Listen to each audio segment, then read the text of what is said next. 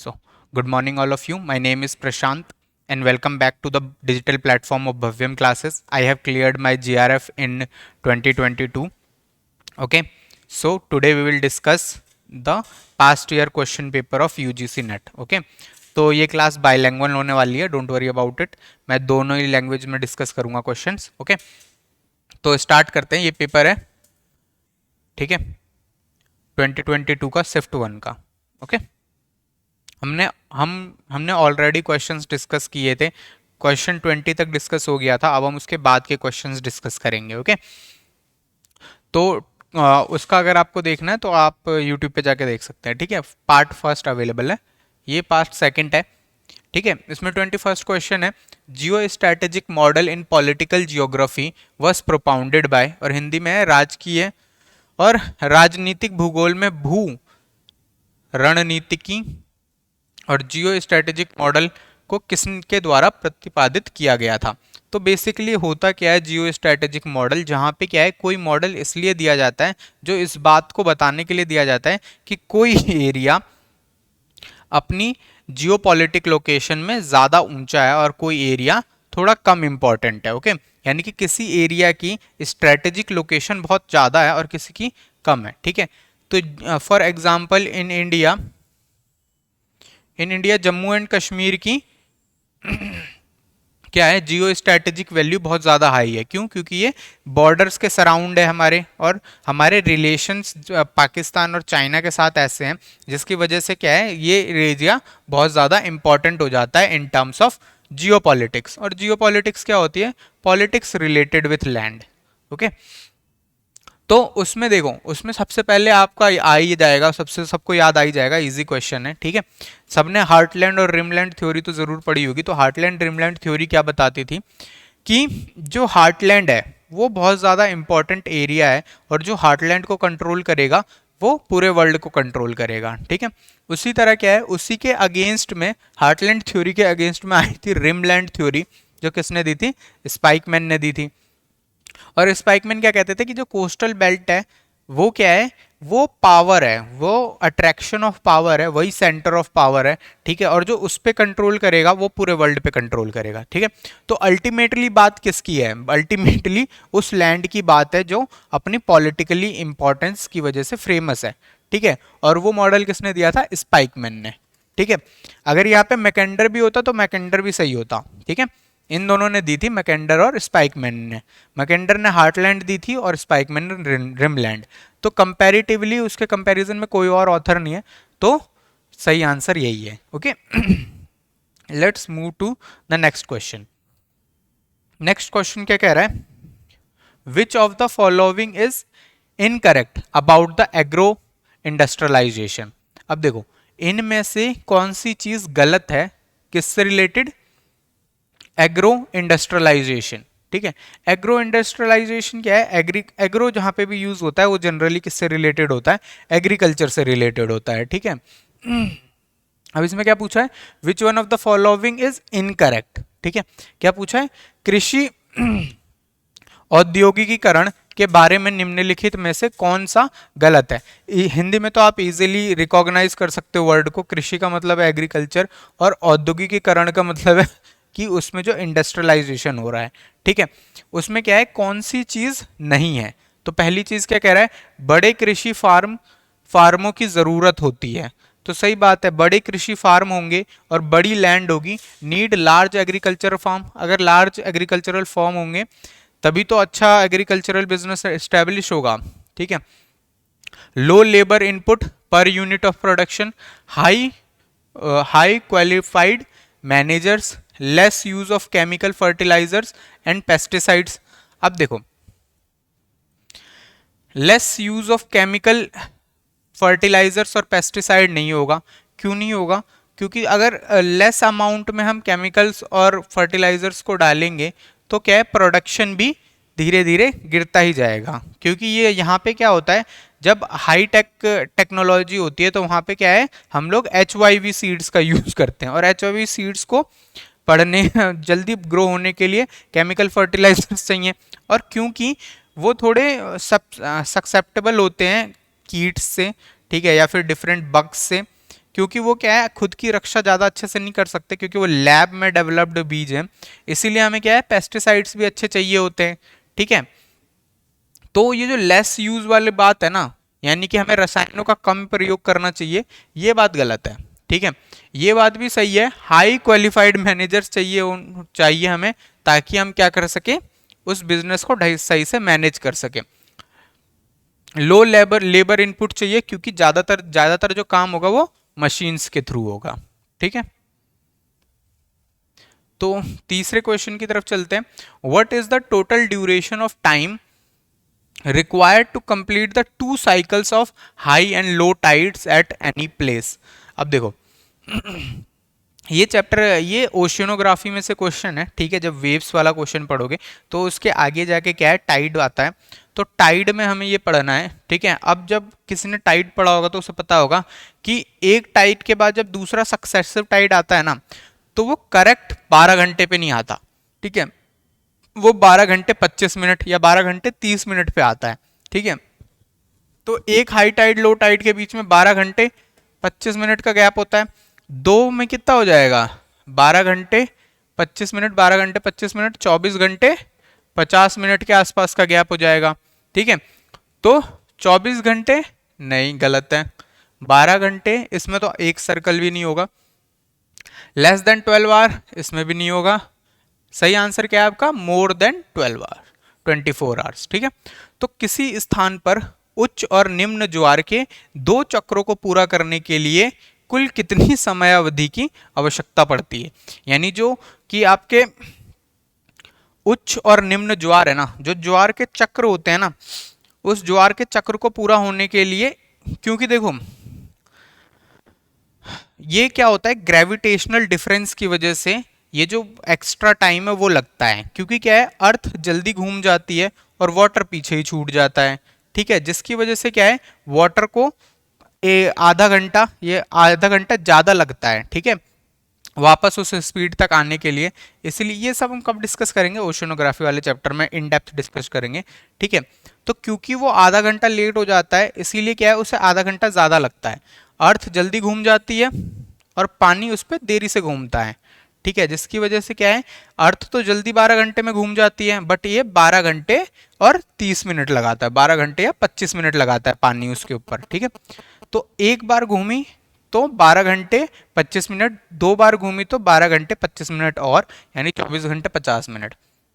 तो 24 घंटे गलत है, 12 घंटे भी गलत है, 12 घंटे से कम भी गलत है। सही क्या है, 24 घंटे से अधिक।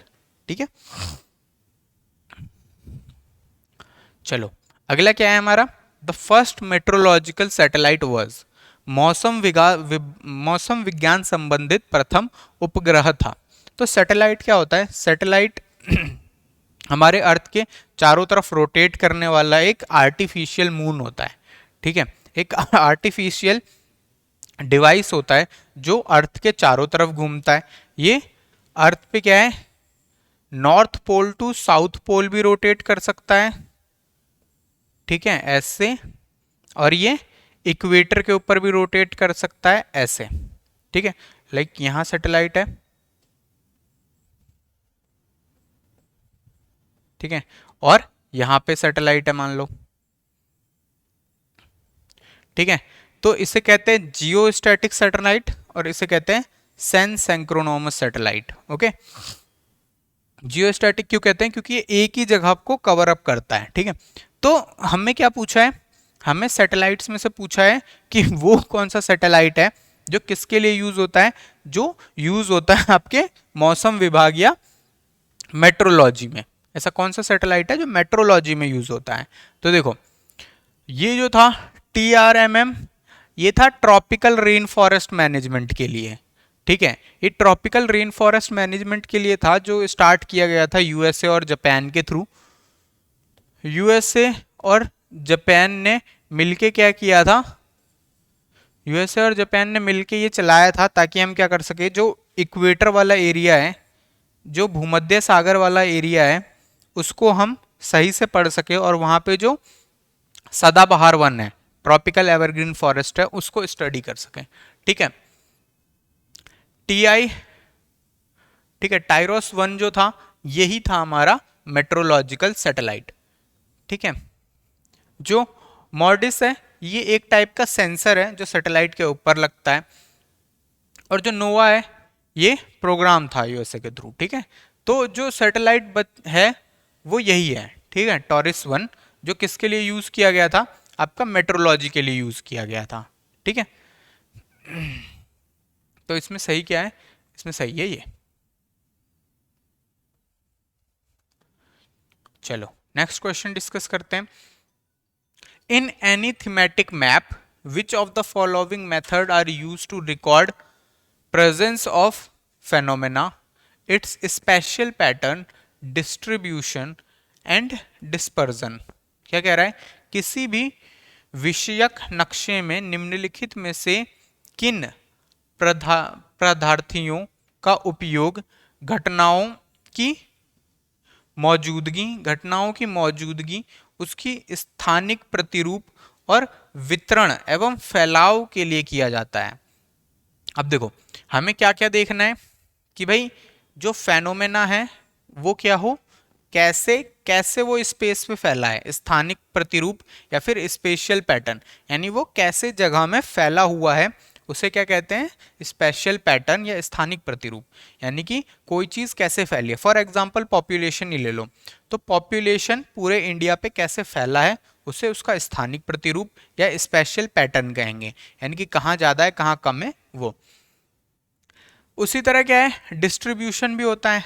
डिस्ट्रीब्यूशन का मतलब होता है कि कहाँ कितना है। ठीक है, यहाँ हम देख रहे थे कैसे कैसे फैला है, यहाँ हम देखेंगे कहाँ पे कितना ज़्यादा फैला है, कहाँ पे कितना कम फैला है। ठीक है, और डिस्पर्जन का मतलब भी वही होता है, फैलाव। ठीक है, छितरा हुआ है कैसे। ठीक है, तो अब देखो अब क्या है, उसको नापने के लिए हम क्या किस टेक्निक का यूज करेंगे। ये सारी टेक्निक्स हैं जिसके थ्रू क्या है कोरोप्लेथ मैप बनाया जाता है। ठीक है, कोरोप्लेथ मैप क्या होता है, जिसमें हम किसी चीज़ का डिस्ट्रीब्यूशन वगैरह शो करते हैं डिफरेंट डिफरेंट तरीके से। तो उसके अलग अलग मेथड होते हैं। उसमें मेथड में फर्स्ट क्या होता है, आइसोप्लेथ मैपिंग। आइसोप्लेथ मैप्स कब यूज होते हैं, जब हमें हीट वगैरह को दिखाना होता है या किसी चीज़ का क्या है फ्लो दिखाना होता है। जैसे कि आइसोटोप्स होते हैं। ठीक है, जितने भी जैसे आइसोबार होते हैं। आइसोबार क्या बताते हैं कि कहाँ पे कितना टेम्परेचर है। ठीक है, तो ये बताएंगे कि कहाँ पे कौन सी चीज है। डिस्ट्रीब्यूशन बताएंगे, पैटर्न नहीं बताएंगे। ठीक है, वितरण नहीं बताएंगे। ठीक है, डिस्ट्रीब्यूशन नहीं बताएंगे। उसके बाद क्या है, आइसो आइसोप्लेथ हो गया, आइसोलाइंस। ठीक है, ये भी ऐसे ही होते हैं। उसके बाद क्या है, कोरोप्लेथ मैप। कोरोप्लेथ मैप्स क्या होते हैं, जिसमें हम शेडिंग के थ्रू कोई चीज दिखाते हैं। ठीक है, जिसमें हम क्या है डिफरेंट डिफरेंट शेडिंग्स देते हैं और डिफरेंट हाइट्स वगैरह देके हम किसी चीज को बताते हैं कि यहाँ पे इतनी ज्यादा है, यहाँ पे इतनी कम है। ठीक है, तो शेडिंग्स में हम सिर्फ एक ही चीज दिखा सकते हैं कि स्पेशल पैटर्न कैसा है। ठीक है, डिस्ट्रीब्यूशन और स्पेशल पैटर्न और डिस्पर्जन को दिखाने के लिए सबसे इंपॉर्टेंट क्या है, डॉट मेथड। ठीक है, क्योंकि डॉट मेथड में क्या है, हम ये दिखा सकते हैं कि कौन सी जगह पे कितने डॉट हैं, और एक डॉट की वैल्यू दे सकते हैं। मान लो एक डॉट 500 पॉपुलेशन को शो करता है, तो यहाँ हम दिखा सकते हैं कि यहाँ बस एक 500 ही है, यहाँ बहुत सारे हैं। ठीक है, स्पेशल पैटर्न भी हो गया हमारा, और हमारा डिस्ट्रीब्यूशन और डिस्पर्जन तीनों कौन बताएगा, डॉट मेथड। ठीक है, आइसोलाइंस और आइसोप्लेथ मैप तो बताएंगे ही नहीं। कोरोप्लेथ मैप क्या है, एक दो चीजें बताता है बट तीनों चीजें नहीं बताता। ठीक है, तो इसमें आंसर क्या है, डॉट मेथड ही है। डिस्ट्रीब्यूशन को और डिस्पर्जन को बताने के लिए, डिस्पर्जन इंपॉर्टेंट। डिस्पर्जन क्या है, इनमें से कोई नहीं बताता, बस ये बताता है। ठीक है, और डिस्ट्रीब्यूशन भी, इसीलिए हम लोग क्या है डॉट मेथड का यूज करते हैं पॉपुलेशन को जहां तक दिखाना है। उसके बाद डिस्कस करते हैं the most important factor responsible for localisation of high tech form in Silicon Valley California. ठीक है, कैलिफोर्निया में जो सिलिकॉन वैली है में उच्च प्रौद्योगिकी कंपनियों की स्थानिकीकरण के लिए उत्तरदायी सर्वाधिक महत्वपूर्ण कारक क्या है। इसमें क्या पूछा है कि कैलिफोर्निया में जो सिलिकॉन वैली है ना, वो वहां पे क्यों है। ठीक है, या वो वहाँ पे ऐसे कौन कौन सी वजह है जिसकी वजह से सिलिकॉन वैली सिर्फ वहीं पे सारे लोग जा रहे हैं। ठीक है, तो हाईटेक कंपनियों का सिलिकॉन वैली में लगने का मेन कारण क्या है ये पूछा है। चीप लेबर, देखो सिलिकॉन वैली किस पे डिपेंडेंट है, आईटी सेक्टर पे, इंफॉर्मेशन टेक्नोलॉजी पे है वो। अब इंफॉर्मेशन टेक्नोलॉजी में चीप लेबर जैसा कुछ नहीं है। ठीक है, क्योंकि वहाँ पे क्या है, लार्ज लेबर की जरूरत नहीं होती, क्वालिटी ऑफ लेबर की जरूरत होती है। ठीक है, तो चीप लेबर जैसा तो कुछ नहीं होगा। ठीक है, उसके बाद क्या है, access to market.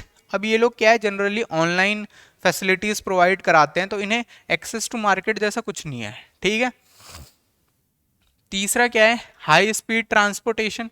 High speed transportation, इन्हें एक जगह से दूसरी जगह बहुत जल्दी थोड़ी जाना है, ये तो वहीं पे हैं, और ये हाईटेक टेक्नोलॉजीज को पूरी दुनिया में प्रोवाइड करा रहे हैं। इनका क्या है, एग्लोमेरेशन ऑफ इकोनॉमी। यहाँ क्या है, डिफरेंट डिफरेंट सेक्टर्स बसे हुए हैं जो एक दूसरे की हेल्प करते हैं टेक्नोलॉजिकल डेवलपमेंट में। जैसे एक जगह पे गूगल है, एक जगह पे नेक्सस है, एक जगह पे दूसरी बड़ी कंपनी है। ठीक है, एक जगह पे आपका वो है। ठीक है, तो ये सारी चीज़ें क्या है, एक दूसरे को हेल्प करती है सॉफ्टवेयर डेवलपमेंट में। इसीलिए क्या है, एग्लोमेरेशन इकोनॉमीज का सही आंसर है।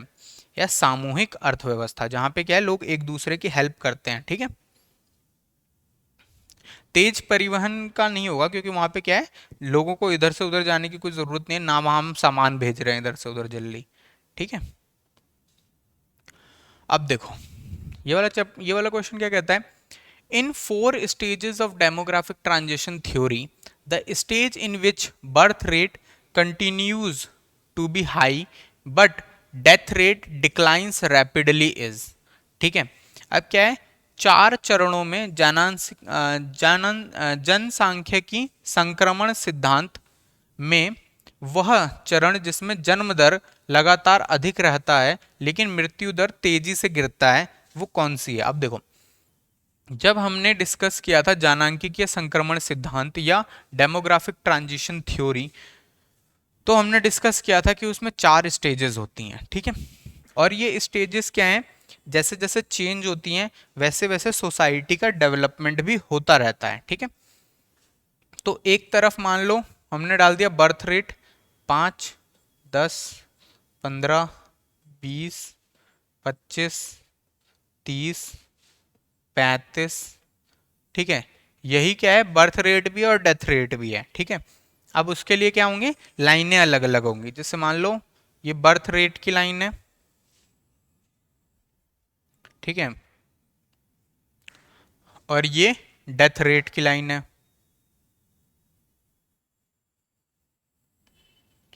ठीक है, और ये क्या है, ये टोटल पॉपुलेशन की लाइन है। ठीक है, तो अब हमारे पास क्या है, 4 स्टेजेस हैं। फर्स्ट स्टेज ये है, सेकंड स्टेज मान लो ये है। ठीक है, थर्ड स्टेज ये है, और फोर्थ स्टेज जो वेरी हाई डेवलप्ड कंट्रीज में आती है, जहां पे पॉपुलेशन क्या है, नेगेटिव में जाने लगता है, उसकी बात हो रही है। ठीक है, तो फर्स्ट स्टेज में क्या होता है, बर्थ रेट डेथ रेट दोनों हाई होती है, जिसकी वजह से क्या है, ये एग्रीकल्चर बेस्ड इकोनॉमी होती है, जिसकी वजह से क्या है, टोटल पॉपुलेशन बहुत कम बढ़ती है। सेकेंड स्टेज क्या है, जब बर्थ रेट तो हाई रहती है लेकिन डेथ रेट क्या है, कंट्रोल हो जाती है। क्यों कंट्रोल हो जाती है, क्योंकि हमारी कंट्री में मेडिकल फैसिलिटीज आ जाती हैं, और कंट्री क्या है, धीरे धीरे ग्रो करने लगती है। कंट्री में सैनिटेशन फैसिलिटी आ जाती है, मेडिकल फैसिलिटी आ जाती है, और ग्रीन रेवोल्यूशन वगैरह आ जाता है, जिससे क्या है, खाना खाने को भी मिल जाता है, मेडिकल फैसिलिटीज भी मिलती है, जिसकी वजह से क्या है, अब जितने बच्चे पैदा होंगे वो मरेंगे नहीं। ठीक है, तो मान लो अभी पैदा हो रहे हैं 35 बच्चे और मर रहे हैं बस 2, तो जो टोटल पॉपुलेशन में जुड़ने वाले बच्चे हैं ना, वो बहुत ज़्यादा होंगे, इसीलिए एकदम से पॉपुलेशन बहुत तेज़ी से ग्रो करेगी। फिर थर्ड स्टेज में क्या था, कि पॉपुलेशन थोड़ी समझदार होगी, फैमिली प्लानिंग के बारे में सोचेगी, मार्केट में थोड़ी महंगाई बढ़ेगी, जिससे क्या है, वो लोग फैमिली प्लानिंग करने के बारे में सोचेंगे, बच्चे कम पैदा करेंगे, लोग अवेयर होंगे, पढ़े लिखे होंगे, वुमेन को एजुकेट किया जाएगा, जिसकी वजह से क्या है, वो फैमिली प्लानिंग के बारे में सोचेंगे और थर्ड स्टेज में क्या होगा, बर्थ रेट डेथ रेट दोनों लो होगी, ठीक है। और फोर्थ स्टेज क्या है, जो हाईली डेवलप्ड कंट्रीज में आती है, उनमें क्या होता है कि मैरिज का कॉन्सेप्ट बहुत ज़्यादा फेमस नहीं होने लगता, ठीक है। लोग क्या है, सिंगल रहना पसंद करते हैं, ठीक है। लोग एंगेज नहीं होना चाहते, लोग क्या है अब इस जिसकी वजह से क्या है, धीरे धीरे पॉपुलेशन माइनस में जाने लगती है, ठीक है। तो वो फोर्थ स्टेज है। तो वो स्टेज देखनी है हमें जहां जन्म दर तो अभी भी हाई है लेकिन मृत्यु दर बहुत तेजी से नीचे गई है, जिसकी वजह से पॉपुलेशन बढ़ी है। तो वो कौन सा होगा, दूसरा स्टेज होगा, ठीक है। तो हमारे पास क्या है, third option which is second stage, okay. इसमें शायद है नहीं, थर्ड ऑप्शन चरण 2, ठीक है। तो सेकंड स्टेज होगी इसका सही question, okay. Where birth rate is continued to be high but death rate is declining, जहां मृत्यु दर कम हो रही है बट जन्म दर अभी भी हाई है, ठीक है। चलो नेक्स्ट क्वेश्चन की तरफ चलते हैं। वो क्या है, वो है आपका बेलीज प्रवाल या फिर बेलीज बैरियर, ओके। तो बेलीज प्रवाल या बेलीज बैरियर क्या है, ये एक्चुअली में एक बैरियर रीफ है। जैसा आप लोगों ने पढ़ा होगा, जो कोरल वाला चैप्टर है ये किसमें है ये भी ओशियनोग्राफी का एक चैप्टर है जिसमें कोरल रीफ के बारे में हम लोग पढ़ते हैं। कोरल क्या होते हैं, वो लिविंग ऑर्गेनिजम्स होते हैं जो क्या है समुद्र के नीचे उगते हैं, ठीक है। आप लोगों ने फोटो देखी होगी हमेशा कोरल्स की, ठीक है। वो बीचेस के आसपास मिलते हैं, ठीक है। तो अब देखो कोरल्स क्या है, जैसे ये ऑस्ट्रेलिया है, तो आप लोगों को पता ही होगा ऑस्ट्रेलिया के बगल में क्या है, ग्रेट बैरियर रीफ, ठीक है। या फिर इंडिया है, इंडिया का जो लक्षद्वीप आइलैंड है वो क्या है, कोरल इन ओरिजिन है, ठीक है। कोरल छोटे छोटे समुद्र के नीचे की घास जैसे वो लिविंग ऑर्गेनिज्म भी होते हैं वो, ठीक है, लिविंग ऑर्गेनिज्म होते हैं। और ये क्या होते हैं, ये आधे प्लांट भी आधे प्लांट होते हैं आधे एनिमल होते हैं ये, ठीक है। ये अपना 60% क्या है सन रेस से लेते हैं और 40% ये छोटे छोटे प्लैंक्टन्स को खाते हैं, ठीक है। कोरल्स कहते हैं इनको, ठीक है।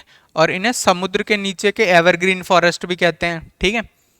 तो ये क्या है, जब ये लाइन में बनते हैं ना कोरल्स, तो इन्हें बैरियर रीफ कहा जाता है, ठीक है। तो इसी तरीके की एक लाइन है, कहाँ पे, ये मैक्सिको है, ठीक है। और यहां से साउथ अमेरिका शुरू हो रहा है। तो इस वाले एरिया में एक छोटी सी कंट्री है, ठीक है। कंट्री का नाम ही बेलीज है, ठीक है, इसी के नाम पे पड़ा है। तो इसी के पास में एक कोरल आइलैंड है जिसका नाम है बेलीज प्रवाल या बेलीज बैरियर, ठीक है। और ये क्या है, मैक्सिको और क्यूबा होगा नहीं क्योंकि मैक्सिको इधर है क्यूबा इधर है, ठीक है। और मैक्सिको बहामास है नहीं, मैक्सिको होंडुरस भी नहीं है, इसमें क्या है मैक्सिको ग्वाटेमाला। वैसे तो ये थोड़ा ना टेक्निकली ग्लिच वाला क्वेश्चन है क्योंकि ग्वाटेमाला यही है और मैक्सिको यहाँ है, ठीक है। इन बिटवीन तो ये किसी के है ही नहीं, ठीक है। ये क्या है, ये ओशियन के अंदर है, ठीक है। बरमूडा इधर है तो मैक्सिको बरमूडा भी नहीं हो सकता वरना तो हो जाता। ये क्या है, थोड़ा साउथ में है, तो ये थोड़ा टेक्निकल ग्लिच टाइप का क्वेश्चन है। बट फिर भी क्या है, आप मैक्सिको और ग्वाटेमाला लगा सकते हैं क्योंकि ग्वाटेमाला यहाँ है, मैक्सिको यहाँ है, नियर बाय यही ऑप्शन है, ठीक है। क्योंकि क्यूबा वगैरह ये तीनों क्या है ऊपर की साइड है, ठीक है। और ये यहाँ पे एक कंट्री है, कंट्री के बगल में क्या है, बेलीज कंट्री के बगल में बेलीज बैरियर रीफ, ठीक है। तो ये थोड़ा टेक्निकली इनकरेक्ट क्वेश्चन है। बाकी आप क्या है देख सकते हो अगर आपको लोकेशन पता होगी तो।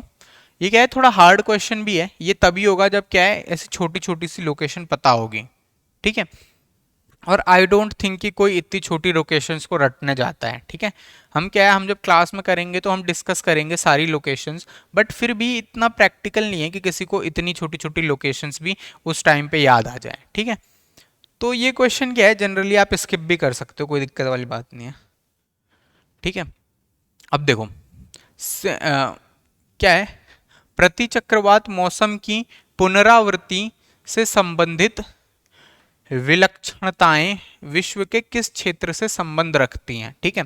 यानी जो प्रतिचक्रवात होता है वो कहाँ आता है, सिंपल सी बात ये कह रहा है, ठीक है। singularities pertaining in the recursion of anticyclone weather are associated with which area of the globe? Reoccurrence of anticyclone weather are associated with which area of a globe? अब देखो एंटीसाइक्लोन क्या होता है, एंटीसाइक्लोन से पहले क्या है, साइक्लोन समझो। साइक्लोन तो आप लोगों को पता ही होगा, जिसमें क्या होता है, सेंटर में लो प्रेशर होता है और आसपास क्या होता है, हाई प्रेशर होता है। और हाई प्रेशर से हवाएं क्या है, इस सेंटर को भरने के लिए चारों दिशाओं से चलती हैं, ठीक है। जिससे क्या है, एक साइक्लोन बनता है, एक चक्रवात बनता है, ठीक है। अब देखो एंटी साइक्लोन क्या होता है, एंटी साइक्लोन बस इसके अपोजिट बनता है, ठीक है।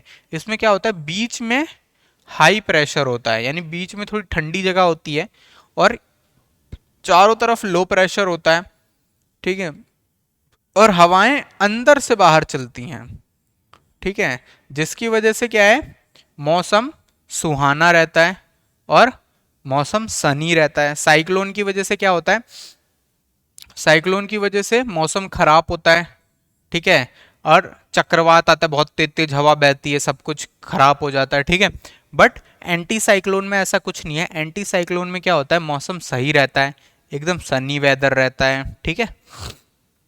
तो ये कहाँ से रिलेटेड है, साउथ एशिया से रिलेटेड है नहीं, क्योंकि यहाँ पे तो साइक्लोन्स भी बहुत आते हैं, ठीक है। नॉर्थ अमेरिका से है नहीं, ऑस्ट्रेलिया में भी साइक्लोन्स आते हैं। ये ब्राजील से, ये ब्रिटेन से रिलेटेड है, ठीक है। ब्रिटेन में गर्मियों के टाइम पे क्या होता है, सनी वेदर आता है, ठीक है। और वहां पे क्या है, एंटी साइक्लोनिक कंडीशन बनती है, आसमान साफ रहता है और अच्छा क्लाइमेट रहता है, ठीक है, अच्छा वेदर रहता है उस टाइम पे। ये किससे रिलेटेड है, ब्रिटेन से, ठीक है। एंटी साइक्लोन का मतलब क्या होता है, जहां पे हवाएं अंदर से बाहर चलेंगी, ना कि बाहर से अंदर, ठीक है। और यहाँ पे क्या है, मौसम अच्छा रहेगा, सुहाना रहेगा, ठीक है। इस टाइम पे बारिश भी नहीं आएगी, ठीक है, क्योंकि एंटी साइक्लोन कंडीशन है।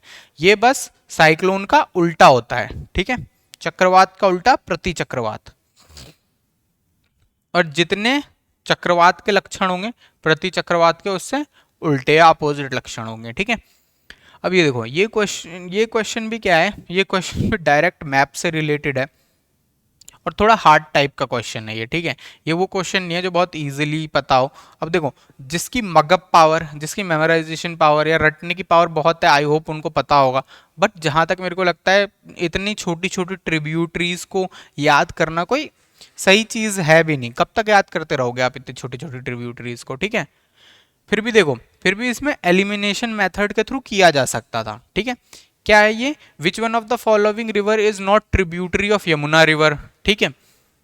तो इसमें क्या है, गीर है, टोन है, बेटा है, ये नहीं है, तानगिरी रिवर नहीं है, ठीक है। अब क्या है, पर्टिकुलरली अगर क्वेश्चन टांगरी पे आता तो आई डोंट थिंक कि लोगों को पता होता। बट ये क्या है, हरियाणा के अंदर है, एक छोटी सी ट्रिब्यूटरी है ये, ठीक है। बट ये क्वेश्चन भी इजीली है सॉल्व किया जा सकता है, क्योंकि ज़्यादातर क्या है, ये मेजर ट्रिब्यूटरी दी हुई है यमुना की, ठीक है। अगर और छोटी छोटी ट्रिब्यूटरी दी होती ना यमुना की, और माइन्यूट लेवल पे, तब ये क्वेश्चन और हार्ड हो जाता। फिलहाल ये क्वेश्चन ठीक है, मॉडरेट है, ठीक है, ये इजीली कर भी सकते हो आप। बट मैं बता रहा हूँ कि अगर ये क्वेश्चन और थोड़ा डेप्थ में जाता ना, जहाँ पे यमुना रिवर की और छोटी छोटी ट्रिब्यूटरी पूछी जाती, वहाँ पे ये क्वेश्चन बहुत हार्ड हो जाता है, ठीक है। बट यहाँ पे तो थोड़ा इजी है, क्योंकि आप इजीली क्या है, एलिमिनेट कर सकते हो कि गिरी, टोन और बेटा तो है ही यमुना की, बस टांगरी नहीं है, ठीक है। बाकी क्या है, आप जितनी मेजर मेजर रिवर्स है ना, उनकी मेजर मेजर ट्रिब्यूटरीज ही याद करना, ठीक है।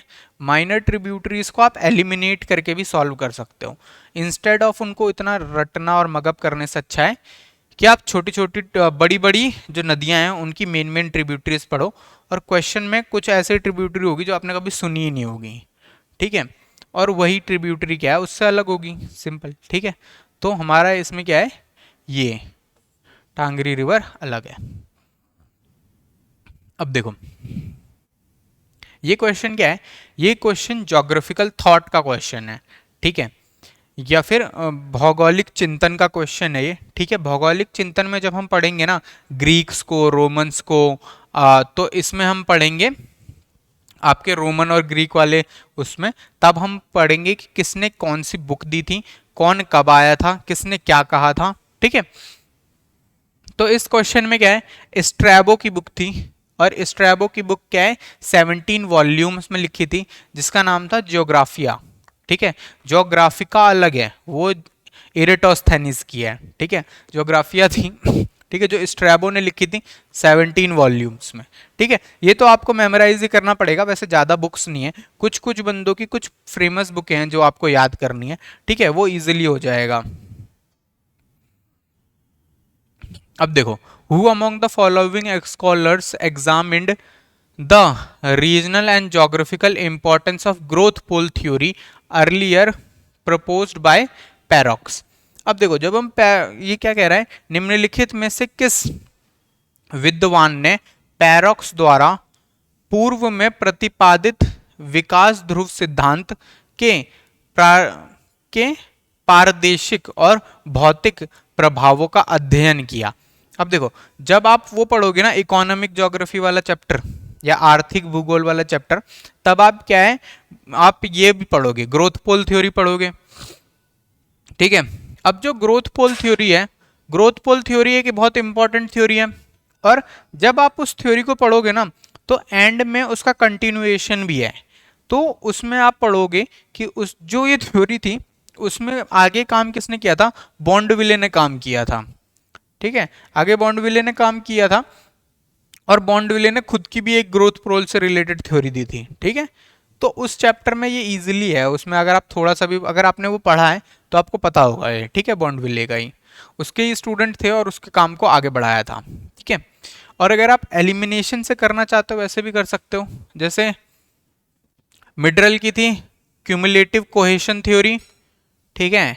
रिशमैन की थी core and periphery, core periphery theory, और फ्रिडमैन का था, sorry, core and periphery theory Fridman की थी, ठीक है। क्यूमुलेटिव कोहेशन थ्योरी मिडरल की थी, ठीक है।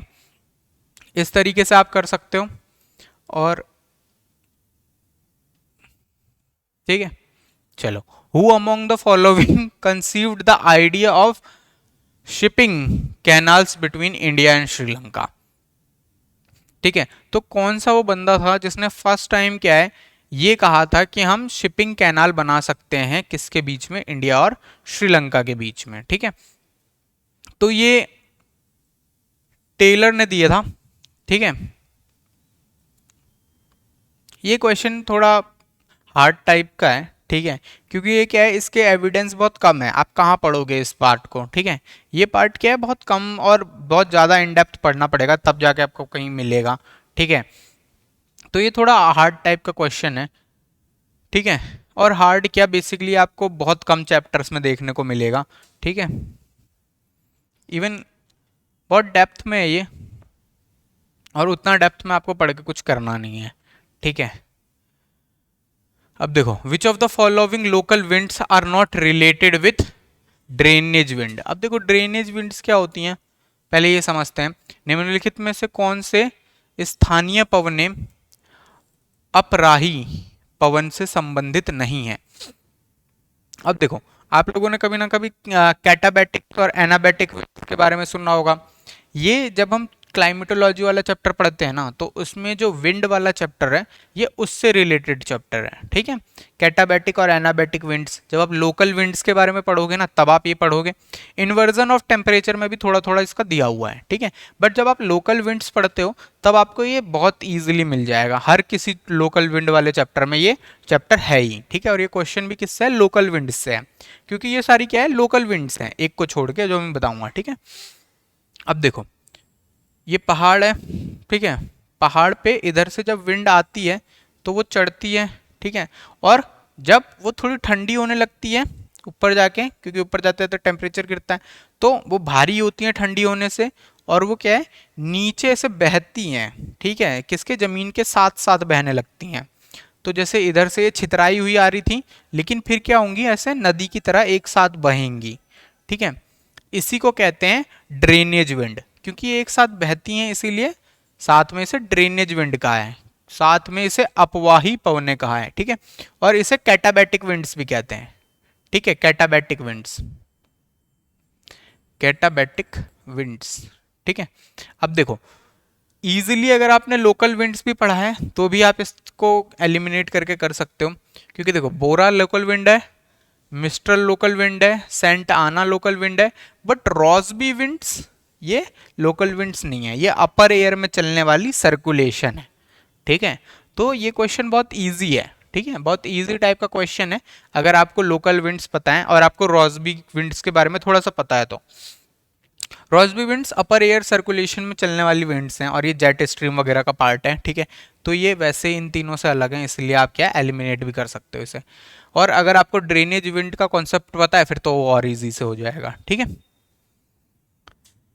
चलो नेक्स्ट क्या है, एडवोकेट्स ऑफ ह्यूमनिस्टिक ज्योग्राफी। जब हम ज्योग्राफिकल थॉट पढ़ेंगे ना, या जब हम क्या पढ़ेंगे, भौगोलिक चिंतन पढ़ेंगे ना, भौगोलिक चिंतन पढ़ेंगे या ज्योग्राफिकल थॉट पढ़ेंगे, तो उसमें जो एडवांस लेवल पे थिंकर है ना, जब हम क्या है पोस्ट मॉडर्निज्म वाला या 1960s के बाद के कॉन्सेप्ट पढ़ेंगे ना, 1960s के बाद आया था ये कॉन्सेप्ट, जब हम मॉडर्न थॉट्स वगैरह पढ़ेंगे ना तब हम उसमें पढ़ेंगे कि भाई अलग अलग थिंकर्स ने अलग अलग चीज़ें दी, क्योंकि बीच में क्या है पॉजिटिविज्म आ गया था, पॉजिटिविज्म आने से क्या है क्वांटिटेटिव रेवोल्यूशन आया था, क्वांटिटेटिव रेवोल्यूशन आया था, मैथमेटिक्स वगैरह इन सब का यूज होना शुरू हो गया था, सबने क्या है लॉ मेकिंग करनी शुरू कर दी थी, सब क्या है लॉज बनाने लग गए थे, मैथमेटिक्स को घुसाने लग गए थे ज्योग्राफी के अंदर, ज्योग्राफी को नंबर न्यूमेरिकल बना रहे थे, नंबर से रिलेट कर रहे थे ज्योग्राफी में। तो वो क्या हो गई, बहुत बोरिंग हो गई और बहुत हार्ड हो गई, क्योंकि ज्योग्राफी बहुत बोरिंग और बहुत हार्ड हो गई, इसीलिए एक नया कॉन्सेप्ट आया जो क्या था, ह्यूमनिस्टिक ज्योग्राफी का, ठीक है। तो ह्यूमनिस्टिक ज्योग्राफर्स क्या कहते थे, ये मेन एम्फेसिस देते थे कि भाई जो ज्योग्राफी का मेन ब्रांच, जो ज्योग्राफी का मेन फील्ड है, जो मेन नेचर है, वो तो क्या है ह्यूमन और एनवायरनमेंट की स्टडी। तो भाई ह्यूमन को स्टडी करो ना, तुम क्यों इतनी मैथ्स और सब कुछ घुसा रहे हो इसमें, ठीक है। तो उन्होंने कहा ह्यूमन फीलिंग और ह्यूमन नेचर ही क्या है मोस्ट इंपॉर्टेंट है ज्योग्राफी में स्टडी के लिए, इसीलिए ह्यूमनिस्टिक स्कूल आया था, ठीक है। इसके कुछ प्रोपाउंडर थे, जब आप ज्योग्राफिकल थॉट पढ़ोगे ना तब आप इजीली आपको मिल जाएगा पहली दूसरी लाइन में कि किसने ह्यूमनिस्टिक ज्योग्राफी दी थी। तो अगर आपको ह्यूमनिस्टिक ज्योग्राफिक्स के नाम रटे हुए ना, दो चार नाम ही होते हैं, दो चार थॉट्स में, वो इजीली आप याद कर लेना, ठीक है, उसके थ्रू ये क्वेश्चन हो जाएंगे, ठीक है। तो हैरिस, गुल्के और ले एंड सैमुअल्स, इन्होंने क्या है ये कॉन्सेप्ट दिया था, ठीक है। तो देखते हैं ए सी और ई है भी कहीं, ए सी और ई सेकंड सही है, ठीक है। इसी तरह इसमें हैरिस और गुल्के और ले और सैमुअल्स ने ए सी और ई, ए सी और ई, हिंदी में थर्ड है उसमें सेकंड था।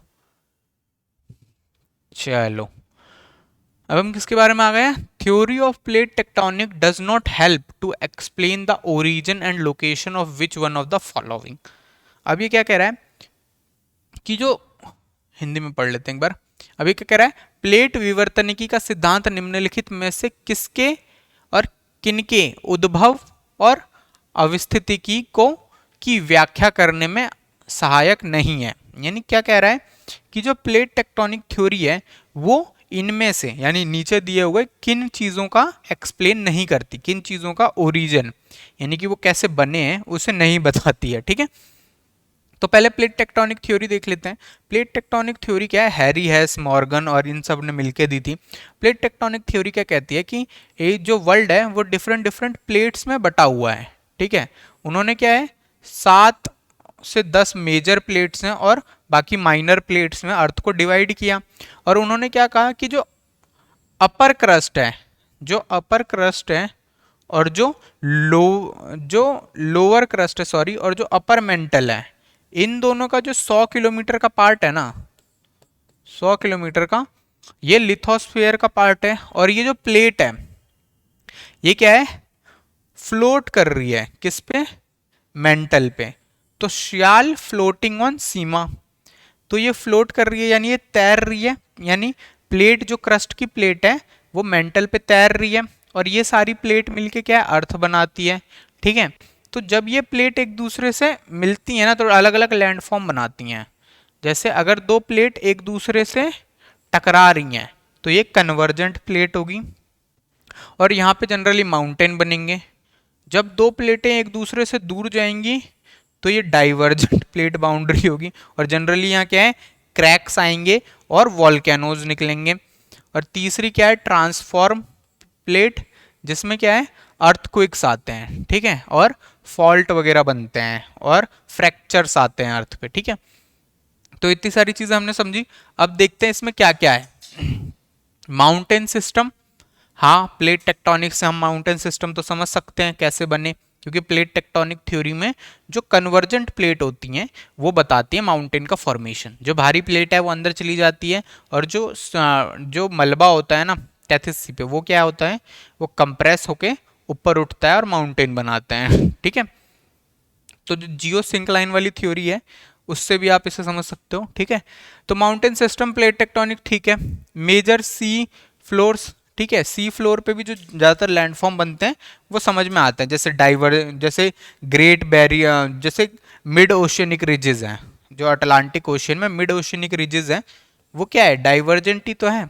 इधर से यूरेशियन और इधर से नॉर्थ अमेरिकन प्लेटें हटती हैं तो बीच में वॉल्केनोज निकलते हैं और बीच में माउंटेन बनती हैं। तो इस तरीके से हम सी के अंदर के रिलीफ को भी समझ सकते हैं। और अर्थक्विक, अर्थक्विक तो आता ही है, तो अर्थक्विक तो हो गई, अर्थक्विक तो भाई समझ ही सकते हैं हम। ठीक है, तो जहां जहां अर्थक्विक है वहां वहां हटा लेते हैं। ठीक है, तो अर्थक्विक तो हम समझ सकते हैं। अर्थक्विक देखो इसमें भी है, सी फ्लोर इसमें भी है, अर्थक्विक इसमें भी है, माउंटेन सिस्टम इसमें भी है, और अर्थक्विक इसमें भी है। अब देखो, जो ओशियन करंट्स और क्लाइमेटिक जोन है ना, ये नहीं समझे जा सकते प्लेट टेक्टोनिक से। ठीक है, क्योंकि क्लाइमेट का रिलेशनशिप हीट से है, और हीट का रिलेशनशिप सोलर रेडिएशन से है, और सोलर रेडिएशन जमीन के नीचे से थोड़ी आती है, जमीन के ऊपर आती है ना, सन से आती है। ये सन है और यहां से रेडिएशन आती है। ठीक है, समझ में आया? तो ये जमीन के नीचे की तो बात है नहीं जो हम इसे प्लेट टेक्टोनिक से समझेंगे। और ओशियन करंट्स भी क्या है, हीट डिफरेंस को ही फुलफिल करने के लिए एक जगह से दूसरी जगह बहते हैं। ठीक है, तो हम किसे किसे नहीं समझ सकते, हम क्लाइमेट और ओशियन करंट्स को प्लेट टेक्टोनिक से नहीं समझ सकते, क्योंकि प्लेट टेक्टोनिक क्या है, जमीन के नीचे और जमीन के सरफेस से जुड़ी हुई घटना है। ठीक है, तो अर्थक्वेक कहाँ आता है, जमीन के सरफेस पे। माउंटेन कहाँ बनते हैं, जमीन के सरफेस पे। ओशियन फ्लोर कहाँ आता है, जमीन के सरफेस पे। बट जो ओशियन करंट है वो तो पानी के सरफेस पे है ना, और जो क्लाइमेट है वो क्या है, सन की रेस से इफेक्ट होता है, और वो बाहर एटमॉस्फेयर में है ना, इसीलिए।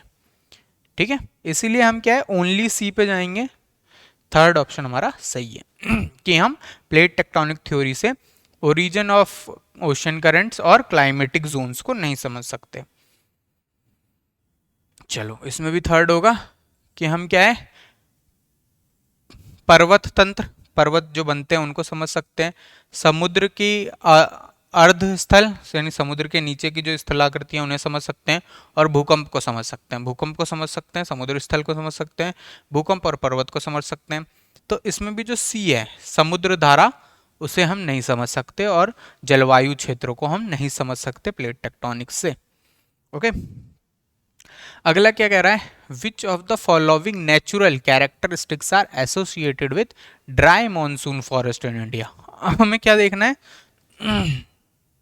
अब हमें देखना है निम्नलिखित में से कौन सा प्राकृतिक लक्षण भारत के सूक्ष्म मानसून वनों से संबंधित है। अब देखो, अलग अलग जब रेनफॉल और टेम्परेचर यानी कि जब वर्षा और ताप अलग अलग होता है, तो कोई भी ट्री है, कोई भी प्लांट है, वो किस बेसिस पे ग्रो होता है कि उसे कितना पानी मिल रहा है और कितना उसे तापमान मिल रहा है। ठीक है, ज़्यादा पानी मिलेगा, ज़्यादा तापमान मिलेगा तो वो बहुत बड़े बड़े हो जाएंगे। ठीक है, बहुत बड़े बड़े हो जाएंगे और वो क्या कहलाएंगे, एवरग्रीन फॉरेस्ट या सदाबहार वन। जब पानी क्या है अमाउंट थोड़ा और कम होगा, ठीक है, जब क्या है रेनफॉल बहुत ज़्यादा है, ठीक है, मान लो 250 सेंटीमीटर से ज़्यादा और टेम्परेचर भी 25 डिग्री सेल्सियस से ज़्यादा है, तो यहाँ क्या होंगे ट्रॉपिकल एवरग्रीन फॉरेस्ट, यानी कि उष्ण कटिबंधीय पर्णपात, उष्ण कटिबंधीय सदाबहार वन, ठीक है, या फिर वर्षा वन, ठीक है। उसके बाद क्या है जब पानी और कम हो जाएगा और टेम्परेचर भी थोड़ा सा कम होगा, ठीक है, क्योंकि पानी कम हो रहा है इसकी वजह से क्या है ट्री की वैरायटी भी बदल जाएंगी, ठीक है, और उस ट्री की वैरायटी बदलने से जो वन है उसका टाइप भी बदल जाएगा, वो ट्रॉपिकल रेन फॉरेस्ट से डिसूडियस फॉरेस्ट बन जाएगा, यानी वो सदाबहार वन से अब पर्णपाती वन बन जाएगा। अब क्या है और कम हो जाएगा तो वो मॉनसूनी बन जाएगा, और कम हो जाएगा तो वो शुष्क मॉनसून या ड्राई मॉनसून हो जाएगा, ठीक है, और कम हो जाएगा तो वो एरिड हो जाएगा या ड्राई हो जाएगा, जब क्या है 50 सेंटीमीटर से भी कम हो जाएगी वर्षा, ठीक है। तो वर्षा और तापमान पे डिपेंड करता है कि कौन सा जो प्लांट है वो उगेगा, और वो प्लांट क्या है बनाते हैं फॉरेस्ट को, ठीक है। तो जैसा रेनफॉल और जैसा टेम्परेचर होगा वैसे ही फॉरेस्ट और उसके टाइप होंगे, ठीक है। तो अभी हमें क्या देखना है, अभी हमें देखना है ड्राई मॉनसून टाइप, ठीक है, अभी हमें क्या देखना है ड्राई मॉनसून फॉरेस्ट। अब देखो क्या ऐसी कौन कौन सी चीजें हैं इसमें जो बताती हैं ड्राई मॉनसून का कैरेक्टरिस्टिक्स, ठीक है। अब पहला क्या है एनुअल रेनफॉल बिलो 50 सेंटीमीटर, ये तो हो नहीं सकता क्योंकि अगर इतनी कम बारिश होगी तो क्या होगा फॉरेस्ट ड्राई होगा, ठीक है, और उस टाइम पे हमें क्या है ड्राई फॉरेस्ट मिलेंगे, ठीक है, ना कि ड्राई मॉनसूनिंग, ठीक है। और और क्या है conditions remain favourable for plant growth throughout the year, ठीक है, और क्या कह रहा है thorny shrubs and grasslands are found between the trees, और क्या कह रहा है mango mahua shisham khair et cetera are prominent tree. अब ये देखो ये जो कह रहा है conditions remained favourable for plant growth throughout the year, ऐसा क्या है थ्रू आउट द ईयर नहीं होता, जब मॉनसून आता है और मॉनसून के साथ भी जब हल्की सी बारिश होती है यहाँ उस वो सीजन होता है ग्रोथ का, पूरा साल नहीं होती है अच्छी ग्रोथ, ठीक है। पूरे साल अच्छी ग्रोथ किस में होती है ट्रॉपिकल रेन फॉरेस्ट में या फिर मॉइस्ट मॉनसून फॉरेस्ट में, इन सब में होता है, ठीक है। तो ए कट गया बी और सी, ए कट गया और सी कट गया, तो ए इसमें है तो ये कट गया, सी इसमें है तो ये कट गया, सी इसमें है तो ये भी कट गया, ठीक है। तो बचा क्या ए और डी और ई, तो ये वाली स्टेटमेंट डी और ई सही है। अब देखो thorny shrubs grasslands are found between the trees, क्योंकि क्या है इसमें पानी थोड़ा कम ही होता है इसीलिए क्या है पेड़ों के बीच बीच में घासें उग जाती हैं, ठीक है, ये कहा गया है। और मैंगो महुआ शी क्या है इसके प्रोमिनेंट ट्री है, यानी कि आम महुआ शीशम और सीर इस टाइप के फॉरेस्ट में मिलते हैं, जो कि बात सही है, ये भी सही है। अब तीसरा भी गलत है, इसमें क्या कह रहा है the tree have short roots, ये भी गलत है। ट्री को क्या है पानी लेने के लिए ज्यादा नीचे तक जाना पड़ रहा है, जिसकी वजह से क्या है ट्री की रूट भी ज्यादा गहरी होगी, क्योंकि यहाँ पे क्या है पानी ट्रॉपिकल रेन फॉरेस्ट जितनी तो हो नहीं रही या मॉनसूनी मॉइस्ट मॉनसूनी जितनी हो रही है, ना कि सदाबहार वन जितनी हो रही है, ना कि आर्द्र मॉनसूनी जलवायु जितनी हो रही है कि हाँ भाई रूट को पानी वहीं मिल जाएगा। अब क्या है रूट को बहुत गहरे जाने पड़ रहा है, उतना भी नहीं लेकिन गहरा जाना पड़ रहा है, ठीक है। तो बी स्टेटमेंट भी गलत है, तो बच्ची कौन सी डी और ई स्टेटमेंट, यही क्या है सही स्टेटमेंट है इसकी। तो क्या है वर, वर्षा वर्ष में 50 सेंटीमीटर से कम होती है, ये बात गलत है। वृक्षों की जड़ें छोटी होती हैं, ये बात भी गलत है। पानी के नीचे गहरा होने के लिए उन्हें क्या है बड़ी जड़ चाहिए नीचे से पानी लेने के लिए, क्योंकि बारिश वहाँ कम होती है। पौधों की वृद्धि के लिए पूरे वर्ष पारिस्थितिकी अनुकूल रहता है, ऐसा भी नहीं है, ठीक है। कुछ ही सीजन में बारिश होती है, कुछ ही सीजन में पानी अवेलेबल होता है, ठीक है, हर सीजन में नहीं होता। वृक्षों के बीच कांटेदार झाड़ियां और घास के स्थान मिलते हैं, ठीक है, ये तो मिलते ही हैं, घास के स्थान दो पेड़ों के बीच में मिलने लगते हैं, ठीक है। आम, महुआ, शीशम, कीकर आदि यहाँ की प्रमुख वृक्ष हैं। अब देखो इसमें ये वाला बात ध्यान देने लायक है कि जब आप ट्रॉपिकल रेन फॉरेस्ट देखोगे ना, ट्रॉपिकल रेन फॉरेस्ट देखोगे तो उसमें क्या है, इतने घने पेड़ है ना, इतने घने पेड़ हैं कि बीच में क्या है, कुछ गैप नहीं होता, चलने का भी बहुत कम गैप होता है, ठीक है। लेकिन जो जैसे जैसे हम ट्रॉपिकल रेन फॉरेस्ट से या वर्षा वनों से दूर जाएंगे वैसे वैसे क्या है, उनके बीच में गैप आता रहेगा और घासें बढ़ती रहेंगी, ठीक है। इसीलिए क्या है, ये वर्षा वन से बहुत कम पानी मिलता है इसको, इसीलिए इसके बीच में, पेड़ों के बीच में गैप है और बीच में क्या है, इनके घास। तो जो ऑप्शन आपका 4 है, केवल डी और ई, यही क्या है आपका सही आंसर है, ठीक है। तो हमने क्या है, अब कुल मिला के 40 क्वेश्चंस डिस्कस कर लिए हैं, प्रीवियस में 20 और अब 20, ठीक है। आगे भी हम इस चीज़ को कंटिन्यू रखेंगे, ठीक है। Thank you for listening me. अगर आपको कोई भी डाउट हो आप कमेंट बॉक्स में कमेंट कर सकते हैं। Okay, thank you.